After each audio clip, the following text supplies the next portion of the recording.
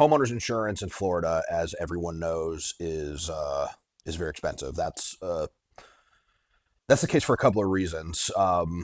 Over the years, there have been a couple of large hurricanes, right, that have absolutely wiped out um, huge swaths of homes, right? Like literally whole communities where these homeowners insurance companies, and if you just think about how insurance works, like everybody pays into it every single year, and then hopefully, if a couple of people have a claim where their house gets wrecked, the insurance compensates them. Well, when everybody's house gets wrecked, right, and they all have claims, the insurance company runs out of money.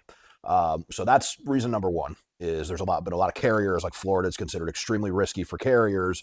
Funny thing about insurance is they love taking the money, but they hate it when they have to pay it out. So just in Florida in general, like there's a pretty high likelihood statistically relative to other areas that these carriers are going to have to pay out money when a storm hits. How much money?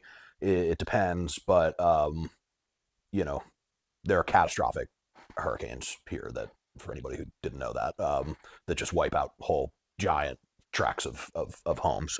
The other thing that I'm going to try not to yell about this, but that I can just go on and on and on about. Anybody who's lived in Florida for a while, I don't know if you guys remember, like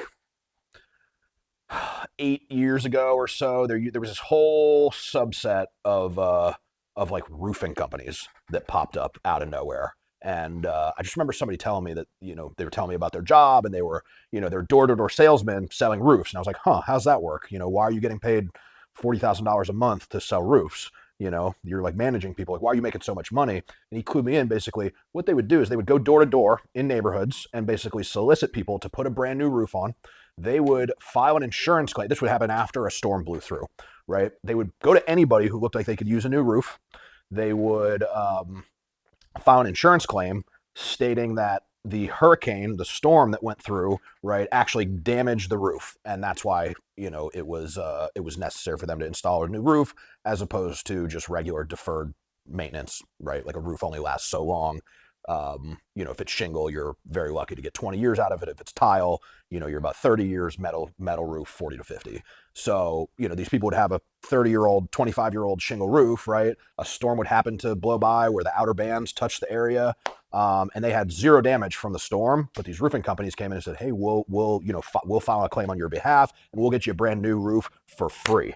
That is called insurance fraud, right? So that's what happened. Tons of people did it. I personally know, quite a few people say, "Hey, I got a brand new roof for free." I'm like, "Oh, so you committed insurance fraud to get a new roof?" And this happened thousands and thousands, probably millions of times, right?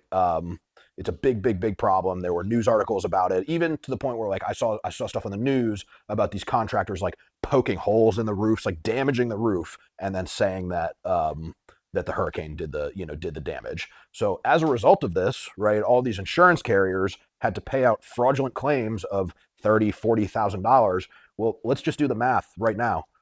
What's $30,000 times 100,000? It's a lot of money.